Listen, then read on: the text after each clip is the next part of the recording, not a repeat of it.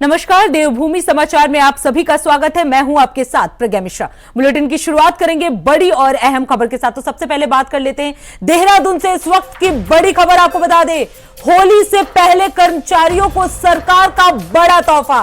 राज्य कर्मचारियों को एक और बड़ा तोहफा दिया जाएगा। आपको बता दें, राज्य कर्मचारियों को पदोन्नति में छूट देने का फैसला लिया गया है। राज्य सरकार की तरफ से यह बड़ा फैसला लिया गया है। 3 लाख से अधिक कर्मचारियों को इससे लाभ मिलेगा। बता दें, पूरे सेवा काल में एक बार छूट देने का निर्णय लिया गया है। इसके साथ ही यूनिफाइड पेंशन योजना लागू करने का भी निर्णय लिया गया है। तो एक बार फिर राज्य सरकार की तरफ से कर्मचारियों को एक बड़ा तोहफा जो है वो दिया जाएगा। आपको बता दें, कर्मचारियों को लेकर सरकार ने बड़ा ऐलान किया है। आपको बता दें, राज्य कर्मचारियों को पदोन्नति में छूट देने का फैसला लिया गया है। 3 लाख से अधिक कर्मचारियों को इसका लाभ मिलेगा। इसके साथ ही आपको बता दें, पूरा सेवा काल में एक बार छूट देने का यह निर्णय लिया गया है। इसके साथ ही यूनिफाइड पेंशन योजना लागू करने का निर्णय लिया गया है। तो देहरादून से ये बड़ी खबर, बड़ी अपडेट, बड़ी जानकारी आपको हम बता रहे हैं, जहां राज्य सरकार की तरफ से होली से पहले कर्मचारियों को बड़ा गिफ्ट दिया जाना है। बड़ी ऐलान की गई है। आपको बता दें, यूनिफाइड पेंशन योजना लागू करने का निर्णय लिया गया है। इसके साथ ही पूरे सेवा काल में एक बार छूट देने का भी निर्णय लिया गया है। तो 3 लाख से अधिक कर्मचारियों को इसका लाभ मिलने वाला है। आपको बता दें, राज्य कर्मचारियों को पदोन्नति में छूट देने का यह बड़ा फैसला राज्य सरकार की तरफ से लिया गया है। तो राज्य कर्मचारियों को होली से पहले यह बड़ा तोहफा जो है सरकार की तरफ से दिया जाना है। कर्मचारियों को लेकर सरकार ने यह बड़ा ऐलान किया है। राज्य कर्मचारियों को पदोन्नति में छूट देने का फैसला लिया गया है। इससे 3 लाख से अधिक कर्मचारियों को फायदा होगा। 3 लाख कर्मचारियों को लाभ मिलेगा। इसके साथ ही आपको बता दें, पूरी सेवा काल में एक बार छूट देने का निर्णय भी लिया गया है। इसके साथ ही यूनिफाइड पेंशन योजना लागू करने का भी निर्णय लिया गया है। तो धामी सरकार की तरफ से राज्य कर्मचारियों को बड़ा तोहफा गया।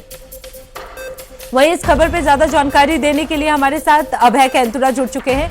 अभय, राज्य सरकार की तरफ से ये बड़ा ऐलान किया गया है, कर्मचारियों को काफी कुछ लाभ देने का ऐलान किया गया है। क्या है पूरा मामला? बिल्कुल, ये कह सकते हैं कि राज्य कर्मचारियों को बड़ी सौगात राज्य सरकार की तरफ से दी गई है। यानी जो उनके पदोन्नति में जो अब तक की जो अड़चनें थी, उस अड़चनों को दूर करने का काम सरकार की तरफ से यहाँ पर कर दिया गया है। कैबिनेट की तरफ से जो निर्णय लिया गया, उस निर्णय के बाद ये कह सकते हैं कि राज्य के 3 लाख से ज्यादा जो कर्मचारी हैं, राज्य सेवाओं के जो कर्मचारी हैं, उनको ये लाभ यहाँ पर मिलने जा रहा है। यानी अब वो अपनी सेवा के दौरान एक बार जो उनको पदोन्नति का अवसर मिलना चाहिए था, वो अब सीधे तौर पर उनको मिल सकता है। उनके जो शिथिलीकरण थे, यानी जो मानक थे, उस मानकों को शिथिलीकरण करने का काम यहाँ पर कर दिया गया और उसका लाभ पूरे सेवा काल के दौरान यानी हर राज्य कर्मचारी एक बार अब तक यहाँ पर ले पाएगा। इससे पहले निर्णय यहाँ पर था कि जो अधिकारी होते, यानी जो अधिकारी अफसर अधिकारी रैंक के जो अधिकारी यहाँ पर होते थे, उनको ही इस सेवा के दौरान पदोन्नति में ये कह सकता है कि जो पदोन्नति के एक बार छूट का जो लाभ था, सिर्फ पहले उन्हें यहाँ पर दिया जाता था।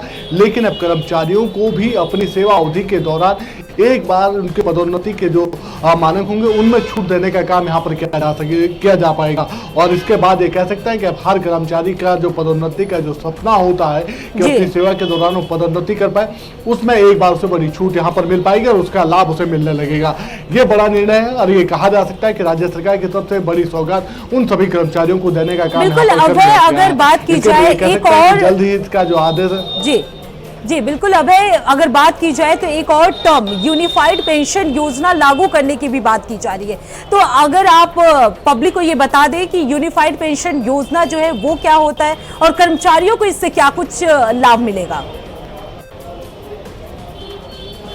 देखिए, सबसे बड़ी बात यह है कि अभी तक जो कर्मचारी है, यानी अक्टूबर 2005 से पूर्व के जो कर्मचारी यहाँ पर रहे, उन सभी कर्मचारियों को पुरानी पेंशन का लाभ अब तक यहाँ पर मिल रहा है। लेकिन अक्टूबर 2005 के बाद से जो कर्मचारी सेवाओं राज्य सेवाओं के अधीन यहाँ पर आए, उनको पेंशन का लाभ नहीं मिल पा रहा, बल्कि उन्हें एक मुश्त जो राशि यानी सेवानिवृत्ति के बाद जो उन्हें एक राशि दी जाती थी, जो उनकी सेवा अवधि के दौरान उनके वेतन से काटने काम किया जाता था, उसको अब यूनिफाइड पेंशन के रूप में तब्दील करने का काम यहाँ पर किया जाएगा। यानी अभी जो कर्मचारी यहाँ पर हैं, 2005 के बाद से जो कर्मचारी यहाँ पर सेवारत हुए हैं, जिनको नौकरी यहाँ पर लगी है, उनके वेतन से एक निश्चित जो राशि होती है उस राशि को जमा करने का काम सरकार की तरफ से कर दिया जाएगा।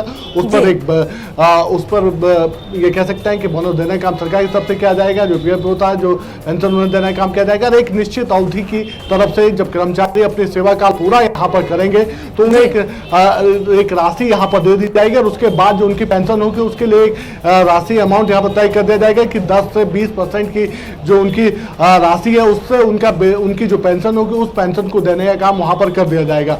तो कह सकते हैं कि अब ये कर्मचारियों के लिए बड़ी सौगात राज्य सरकार की तरफ से दे दी गई, क्योंकि लगातार कर्मचारियों ने 2005 के बाद से जो कर्मचारी यहाँ पर सेवारत हुए हैं वो लगातार ओल्ड पेंशन की मांग यहाँ पर कर रहे थे, उसको लेकर आंदोलन यहाँ पर कर रहे थे और अब राज्य सरकार की तरफ से उन्हें यूनिफाइड पेंशन योजना का लाभ देने की सौगात यहाँ पर दे दी गई है, उसकी घोषणा कर दी गई है। उसके तहत ये कह सकते हैं कि अब कर्मचारियों का जो सेवा अवधि के दौरान जो वेतन मिलता है उस वेतन में जो उनका पीएफ वगैरह जो करता था उससे अब यूनिफाइड पेंशन के लिए भी एक राशि कटनी शुरू हो जाएगी। जब वो सेवानिवृत्त होंगे तो वो राशि उन्हें पेंशन के रूप में मिलनी शुरू हो जाएगी। जी बिल्कुल अभय, जिस तरीके से आपने बताया पेंशन यूनिफाइड जो योजना है उससे तो कर्मचारियों को लाभ मिलेगा ही, लेकिन एक और टर्म्स है जो पदोन्नति में छूट का फैसला भी लिया गया है, इसको लेकर क्या कुछ जानकारी है?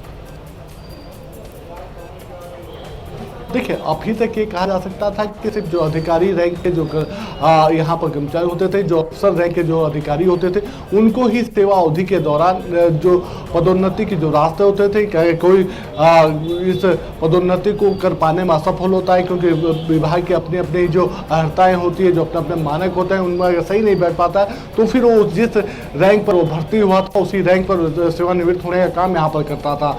अब अधिकारियों को पूर्व में लाभ दिया जाता था कि वो एक बार अपने पदोन्नति का जो रास्ता है, जो मानक होते हैं, उस मानकों में शिथिलीकरण का उपयोग करके अपनी पदोन्नति यहाँ पर कर सकते हैं। लेकिन अब ये कहा जा सकता है कि जो राज्य के जो कर्मचारी होंगे, या चाहे वो निचले स्तर का, चाहे समूह गौ का कर्मचारी हो या फिर ऊपर अपर रैंक का अधिकारी हो, उनको एक बार अवश्य यहाँ पर सेवा अवधि के दौरान पदोन्नत होने का जो अवसर होगा वो यहाँ पर दिया जाएगा और उसमें जो उनके मानक होंगे उन मानकों को शिथिल करने का काम यहाँ पर कर दिया जाएगा। कहा जा सकता है कि 3 लाख से ज्यादा कर्मचारी ऐसे जो अभी शिथिलीकरण के मानकों का लाभ यहाँ पर ले पाएंगे। बिल्कुल अभय, जिस तरीके से सरकार ने ये बड़ा फैसला लिया है, बड़ी सौगात जो है वो राज्य कर्मचारियों को दी है, ये बड़ी सौगात मानी जा सकती है। बहुत बहुत धन्यवाद अभय, आगे भी आप बने रहिएगा, आगे भी आपका रुख करेंगे।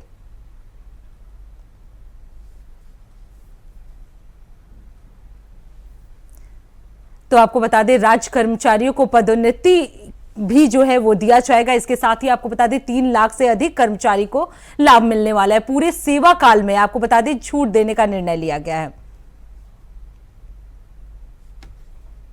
अब रुक कर लेते हैं अगली बड़ी खबर की। आपको बता दें चमोली से इस वक्त की बड़ी खबर आ रही है जिसमें फिर से एवलांच आने की चेतावनी जो है वो जारी कर दी गई है। डीएम ने सभी अधिकारियों को अलर्ट मोड पर रखा है। इसके साथ ही आपको बता दें बर्फबारी वाले क्षेत्रों में अगले 24 घंटे तक रोक लगा दी गई है। रुद्रप्रयाग, उत्तरकाशी, पिथौरागढ़ में अलर्ट जारी किया गया है। ऊंचाई वाले इलाकों में हिमस्खलन का अलर्ट जो है वो जारी किया गया है। तो आपको बता दें DIR चंडीगढ़ ने ये अलर्ट जारी किया है। तो एक बार फिर चमोली में एवलांच यानी हिमस्खलन की घटना को लेकर अलर्ट जो है वो जारी कर दिया गया है। डीएम ने सभी अधिकारियों को अलर्ट मोड पर रखा है। आपको बता दें बर्फबारी वाले क्षेत्रों में अगले 24 घंटे तक रोक लगा दी गई है। रुद्रप्रयाग, उत्तरकाशी और पिथौरागढ़ में भी जो है वो अलर्ट जारी कर दिया गया है। आपको बता दें ऊंचाई वाले इलाकों में हिमस्खलन का अलर्ट जारी कर दिया गया है।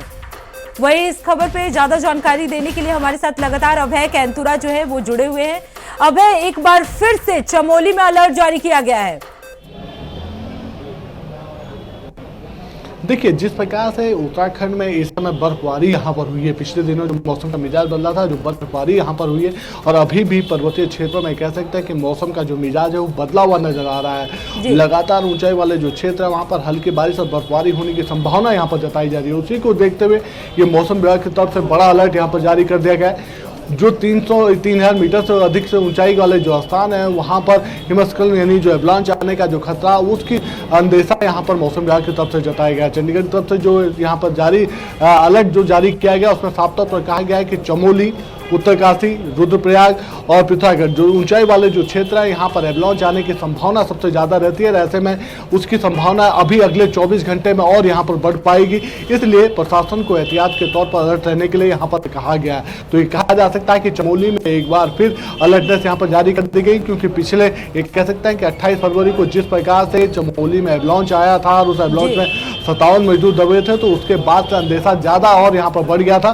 कि इस प्रकार की घटना और यहाँ पर हो सकती है। और एवलांच आने के लेकर एक बार फिर अलर्ट यहाँ पर जारी कर दिया गया है, जिसको देखते हुए कहा जा सकता है कि चमोली प्रशासन ने अपनी एहतियात बरतना शुरू कर दिया, अधिकारियों को अलर्ट मोड पर रखना शुरू कर दिया। और साथ ही ऐसे सभी स्थान यानी आवाजाही के ऐसे सभी जो स्थान है जो ऊंचाई वाले क्षेत्रों में जहाँ पर बर्फबारी के यहाँ पर अच्छी खासी बर्फबारी हुई है, एवलांच आने का खतरा हो सकता है, उन जगहों पर लोगों को ना भेजने के निर्देश यहाँ पर जारी कर दिए गए। वहाँ पर जो आवाजाही आम जनता की उसको रोक दी गई है। तो ये कह सकते हैं कि चाहे वो पर्यटक हो या आम जनता हो, ऐसे स्थानों पर जाने से जिला प्रशासन उनको सबको रोकने का काम यहाँ पर कर रहा है। साथ ही आप ये कह सकते हैं कि जो दूसरे ऐसे जिले हैं, आप उत्तरकाशी जनपद की बात कर सकते हैं, आप रुद्रप्रयाग जनपद की बात कर सकते हैं, पिथौरागढ़ जनपद की बात कर सकते हैं। यहाँ पर भी जो ऊंचाई वाले यानी 3500 मीटर से अधिक ऊंचाई वाले जो क्षेत्र है, वहाँ पर बर्फबारी के चलते ये कह सकते हैं कि एवलांच आने की संभावना है और उसको देखते हुए एहतियात बरतने के लिए कहा गया है। जी अभय, अगर बात की जाए, क्योंकि आपने अभी बताया कि चमोली, उत्तरकाशी और पिथौरागढ़ में अलर्ट तो जारी कर दिया गया है,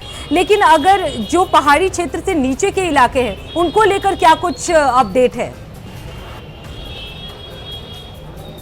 देखिए, वैसे तो मौसम विभाग ने साफ तौर पर कहा है कि अगले 24-48 घंटे में प्रदेश के ज्यादातर जगहों पर हल्की बारिश की संभावना है, लेकिन जिस प्रकार से चमोली जनपद को लेकर अलर्ट जारी हुआ है, ऐसे में समझा जा सकता है कि ऊंचाई वाले क्षेत्र हैं, यहाँ पर बर्फबारी सबसे ज्यादा होती है और ग्लेशियरों के टूटने का खतरा सबसे ज्यादा यहाँ पर बनता है। चाहे आपका रुद्रप्रयाग हो या चमोली हो, यहाँ पर खतरा ज्यादा बनने की संभावना है। इसीलिए एहतियात के तौर पर यह अलर्ट यहाँ पर जारी कर दिया गया और उसको लेकर जिला प्रशासन को अलर्ट रहने के लिए यहाँ पर कह दिया गया है।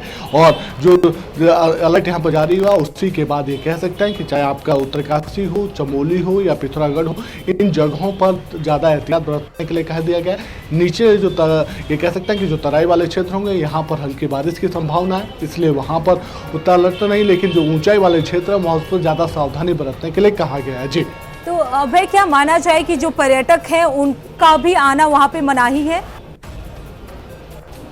इस वक्त?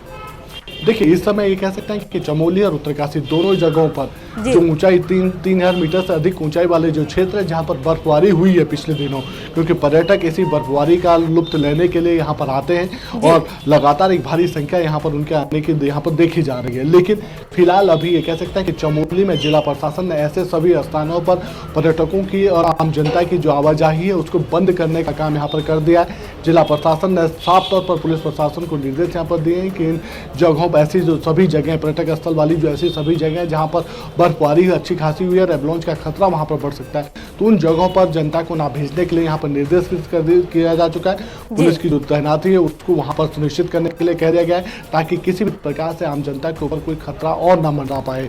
इसके अलावा जो बचाव राहत बचाव की जो टीमें हैं, यानी जो आपदा वाली जो टीमें हैं, उनको भी अलर्ट मोड पर रहने के लिए कह दिया गया है कि अगर कोई एवलांच दोबारा यहाँ पर आता है जिसकी संभावना जताई जा रही है, तो फिर जो रेस्पॉन्स जो टाइम है उसको रेस्पॉन्स टाइम को सबसे कम यहाँ पर किया जा सके, जो राहत बचाव के जो कार्य है उनको जल्दी से जल्दी किया जा सके। जी बिल्कुल अभय, जिस तरीके से सरकार ने अलर्ट मोड जो है वो जारी कर दिया गया है और पिछले हफ्ते हमने देखा ही था कि किस तरीके से चमोली में हिमस्खलन हुआ, 8 लोगों की मौत भी हो गई। ऐसे में सरकार की तरफ से ये अलर्ट बहुत ही महत्वपूर्ण माना जा रहा है। बहुत बहुत धन्यवाद अभय इस खबर पे विस्तार से जानकारी देने के लिए।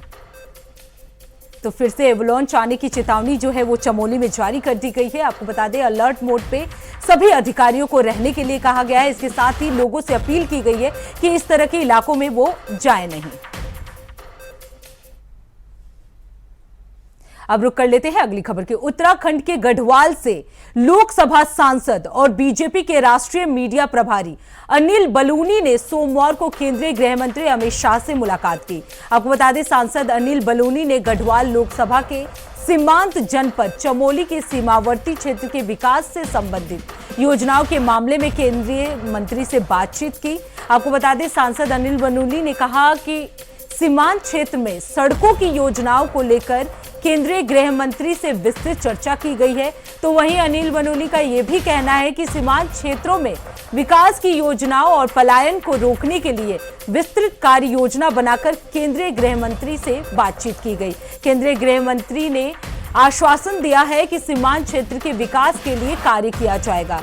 तो आपको बता दें, सड़कों की योजनाओं को लेकर केंद्रीय गृह मंत्री अमित शाह से अनिल बनोली ने बात की। उन्होंने कहा कि केंद्रीय गृह मंत्री ने आश्वासन दिया है कि सीमांत क्षेत्र के विकास के लिए जो है कार्य किया जाएगा।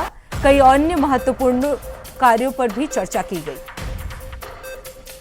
इसके यशस्वी गृह मंत्री आदरणीय अमित शाह जी से मैंने मुलाकात की है और गढ़वाल लोकसभा का जो हमारा सीमांत जिला है, चमोली जनपद के सीमांत क्षेत्र के विकास के लेकर, वहां के गांव को जो विकास की गति को और बढ़ाने को लेकर और जो लगातार पलायन हो रहा है, उस पलायन को रोकने को लेकर एक पूरा प्रस्ताव लेकर मैं माननीय गृह मंत्री जी के पास गया था।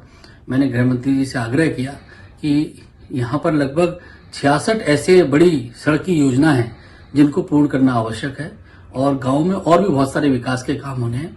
और मुझे बड़ा इसके लिए मैं गृह मंत्री जी का आभार व्यक्त करता हूँ कि उन्होंने जरूर आश्वासन इसमें दिया कि इसमें कुछ सकारात्मक जल्दी ही वो निर्णय लेंगे। जिस तरह से हमारी सरकार में माननीय प्रधानमंत्री जी का विजन है सीमांत क्षेत्र के विकास को लेकर, उसी परिप्रेक्ष्य में हम लोगों ने आज ये सारा पूरी एक्सरसाइज जिला प्रशासन के साथ मिलकर की थी और मुझे पूरा विश्वास है कि आने वाले समय में इसी प्रकार हम सीमांत जो हमारा क्षेत्र है उसके साथ साथ पूरी लोकसभा के लिए जो हम गढ़वाल लोकसभा को अग्रणी लोकसभा बनाने का हमारा अभियान है उसको और आगे बढ़ाएंगे और भी बहुत सारे काम जल्दी ही आप लोगों का साझा भी करूंगा। और इसमें लगभग जो प्रस्ताव हम लोगों ने माननीय गृह मंत्री जी को दिया है उसमें 543 करोड़। अब रुक करते हैं अगली खबर की। खबर दिनेशपुर से है, जहां पुलिस के अत्याचार जो हैं वो लगातार बढ़ रहे हैं और सरकार जिस प्रकार से पुलिस का दुरुपयोग कर रही है, पुलिस को आगे करके कांग्रेस कार्यकर्ताओं को टारगेट किया जा रहा है। आपको बता दें कि किच्चा हो या दिनेशपुर और गदरपुर, पूरे उत्तराखंड में पुलिस के माध्यम से कार्यकर्ताओं पर दबाव बनाया जा रहा है, उन्हें जेल भेजे जा रहे हैं। इसके विरुद्ध आगामी 6 तारीख को रुद्रपुर आंदोलन किया जाएगा, जिसमें पूर्व मुख्यमंत्री समेत हमारे नेता जो हैं वो मौजूद रहेंगे। ये बात प्रदेश के पूर्व कैबिनेट मंत्री और किच्चा के विधायक तिलक राज बेहड़ ने कांग्रेस कार्यकर्ता तथा पत्रकारों से बातचीत के दौरान कही। आपको बता दें, दिनेशपुर जाफरपुर मार्ग स्थित कांग्रेस कार्यालय में तमाम कांग्रेसी कार्यकर्ताओं के साथ बैठक में बेहड़ ने पुलिस को उत्तराखंड प्रदेश सरकार की एजेंट तक बता दिया। कहा कि पुलिस सरकार के एजेंट बनकर कांग्रेस कार्यकर्ताओं को टारगेट बना रही है, उन पे दबाव बना रही है और दबाव बनाकर कई कार्य जो है वो किए जा रहे हैं। तो एक बार फिर से सरकार का एजेंट के रूप में पुलिस को बताया गया है। आपको बता दें, 6 तारीख को रुद्रपुर में यह आंदोलन किया जाएगा। तिलक राज का मेन मुद्दा यह है कि पुलिस के अत्याचार बढ़ रहे हैं और सरकार जिस तरह से पुलिस का दुरुपयोग कर रही है, पुलिस को आगे करके कांग्रेस के कार्यकर्ताओं को टारगेट किया जा रहा है, चाहे अच्छा हो, चाहे वो दिनेशपुर हो, चाहे गदरपुर हो, तो पूरे उत्तराखंड के अंदर, उधम सिंह नगर के अंदर पुलिस के माध्यम से दबाव बनाया जा रहा है, झूठी तैयारियां लिखी जा रही हैं, जेल भेजे जा रहे हैं। तो उसके खिलाफ हमने हल्ला बोलने का फैसला लिया है पुलिस के खिलाफ। हम लोग 6 तारीख को 11 बजे जो आवास विकास की जो रिंग रोड है LIC के सामने वहाँ इकट्ठे होंगे। वहाँ हमारे पार्टी के नेता, हमारे वरिष्ठ नेता हरीश रावत जी, यशपाल आर्या जी, प्रीतम सिंह और भी सीनियर लोग आ रहे हैं, सारे विधायक वहाँ पर संबोधित करेंगे। उसके बाद हम लोग पुलिस मुख्यालय की तरफ ऐसे। अब रुक करते हैं अगली खबर की। प्रदेश की आम जनता को बेहतर स्वास्थ्य सुविधाएं मुहैया कराने के उद्देश्य से स्वास्थ्य महकमा एक्टिव हो चुका है। आपको बता दें, स्वास्थ्य निदेशक ने अल्मोड़ा पहुंचे, जहां उन्होंने अस्पतालों का निरीक्षण किया। इस दौरान उन्होंने स्वास्थ्य विभाग के अधिकारियों के साथ स्वास्थ्य सुविधाओं को लेकर समीक्षा बैठक भी की। उन्होंने कहा, सरकार की मंशा के अनुरूप मेडिकल व्यवस्था बेहतर हो चुकी है और दवाइयां अस्पताल में उपलब्ध कराई गई हैं। इसके साथ ही विशेषज्ञ चिकित्सकों को शीघ्र दूर करने की कोशिश की जा रही है। वहीं अस्पताल में डॉक्टरों ने बाहर की दवाइयां लिखे जाने के सवाल पर चिकित्सा अधीक्षक को निर्देशित करते हुए कहा कि कोई भी डॉक्टर मरीज को बाहर की दवाइयां ना लिखे, अस्पताल में पर्याप्त दवाइयां उपलब्ध हैं। हमारा पहला जो पास आउट होकर बैच मई तक आ जाने वाला है, इसके बाद वो भी स्पेशलिस्ट आएंगे हमारे, तो हमारे जो चिकित्सा व्यवस्था थोड़ी सुधर जाएगी। तो लगभग सभी स्पेशलिस्ट हमारे जो है सभी डिस्ट्रिक्टों में आने वाले हैं। तो आगे से हर साल हमारे स्पेशलिस्ट हर साल तैयार होकर आने वाले हैं, तो व्यवस्था अच्छी हो जाएगी। दवाइयाँ हमारे यहाँ सारी उपलब्ध है। आजकल दवाइयों की कोई ऐसी कमी नहीं है। हमारी वर्तमान सरकार जो है, चाहे किसी भी, जैसे आपके यहाँ वो भी तो होगा, फिर वाला भी होगा, जन औषधि हो, चाहे हमारे स्टोर में भी सारी सप्लाई है, ऐसी कोई प्रॉब्लम नहीं है। तो करकोटी साहब, हमारे पीएम साहब को निर्देश दूंगा कि यहाँ की व्यवस्था उस समय से बहुत अच्छी हो गई है। अब रुक करते हैं अगली खबर की। पूर्व कैबिनेट मंत्री और वरिष्ठ कांग्रेसी नेता मंत्री प्रसाद नैथानी ने भू कानून को लेकर सवाल खड़े किए हैं। मंत्री प्रसाद नैथानी ने कहा, उनकी सरकार के दौरान जो भू कानून बनाया गया था वो उत्तराखंड के हितों की रक्षा करने वाला था, लेकिन पूर्ववर्ती बीजेपी सरकार द्वारा उसमें जो संशोधन किए गया है उससे बाहरी लोगों के जमीनों की खरीद फरोख्त के दरवाजे जो हैं वो खुल गए हैं। कैबिनेट जो चलती हैं उसमें जनता के हितों के सवाल पर जो बातें आती हैं वो तो धरातल पे कहीं है ही नहीं, कहीं दिखता नहीं है। भू कानून अध्यादेश संशोधन 2019 को पार्लियामेंट ने जो पास किया, हम कांग्रेस के लोग आज से 5-4 साल पहले से हम इस बात को करते आ रहे हैं कि इस संशोधन अधिनियम को वापस लिया जाए, और जो पहले का एक्ट था, जो भू संशोधन अधिनियम जो पहले से बना हुआ था कि 2500 वर्ग। अब रुक करते हैं अगली खबर की। कैबिनेट बैठक में मुख्यमंत्री एकल महिला स्वरोजगार योजना को मंजूरी मिलने पर महिला सशक्तिकरण और बाल विकास मंत्री रेखा आर्या ने प्रदेश की महिलाओं को बधाई दी है। उन्होंने बताया कि इस योजना में दी गई सहायता राशि का 75% हिस्सा सब्सिडी के रूप में रहेगा। वहीं महिला सशक्तिकरण और बाल विकास मंत्री रेखा आर्या ने प्रदेश के अविवाहित, परित्यक्ता, तलाकशुदा और निराश्रित और विकलांग एकल महिलाओं को इस योजना के दायरे में लाया है। आपको बता दें, रेखा आर्या ने बताया, इस योजना में पात्र महिलाओं को अधिकतम 2 लाख की सहायता राशि दी जाएगी, जिसमें 75% हिस्सा जो है वो सब्सिडी यानी अनुदान के रूप में रहेगा। इसके साथ ही लाभार्थियों को सिर्फ 25% हिस्सा ही व्यवसाय में अपने पास से लगाना होगा। हमारे प्रदेश की जो एकल महिलाएं हैं, जो चाहे विधवा महिला के रूप में हो, चाहे अविवाहित महिला के रूप में हो, निराश्रित महिला के रूप में हो, परित्यक्ता महिला के रूप में हो, अथवा तलाकशुदा महिला के रूप में हो, अथवा ऐसी महिला जो विकलांगता के रूप में हो, ऐसी सभी महिलाओं को जो है एकल महिला के रूप में मान्यता मिली है। और इन महिलाओं को जो है उनके स्वरोजगार करने के लिए 75% सब्सिडी के साथ में उनको विभाग के द्वारा उनको सहयोग दिया जाएगा। उनकी परियोजना या उनका जो भी स्वरोजगार का जो उनका प्रोजेक्ट होगा, उस प्रोजेक्ट पर 75% की सब्सिडी विभाग द्वारा दी जाएगी। और निश्चित रूप से अब रुक करते हैं अगली खबर की। फायर सीजन की शुरुआत होने लगी है। ऐसे में उत्तराखंड के पहाड़ी क्षेत्रों में आगजनी की घटनाएं देखने को मिल रही है। आपको बता दें, इसमें कई हेक्टेयर जंगल जो हैं वो जलकर खाक हो जाते हैं और साथ ही जंगली जानवरों को भी जान गंवानी पड़ती है। इतना ही नहीं, कई बार ऐसा भी हुआ है कि आग की चपेट में आकर लोगों की भी मौत हो गई है। इसको लेकर वन मंत्री सुबोध उनियाल ने कहा, सरकार लगातार प्रयास करती है कि ऐसी घटनाएं कम हो और इसी का नतीजा है कि बीते वर्षों वनाग्नि की घटनाएं कम हुई हैं।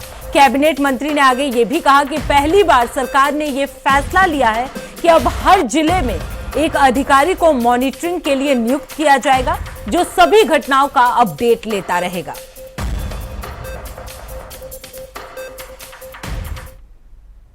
तो फिलहाल देवभूमि समाचार में इतना ही। देश दुनिया की तमाम बड़ी खबरों के लिए देखते रहिए इंडिया वॉइस। तब तक के लिए नमस्कार।